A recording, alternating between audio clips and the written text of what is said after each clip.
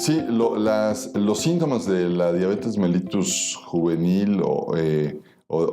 de primera etapa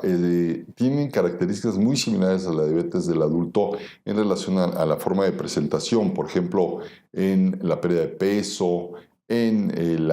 que produce una gran cantidad de sed y que orinan con mayor frecuencia. La presentación puede ser muy parecida, inclusive con el problema de obesidad que estamos teniendo, los niños, estamos comenzando a ver que los niños están teniendo diabetes del adulto en la etapa que no corresponde a esta edad y los síntomas pueden ser muy similares.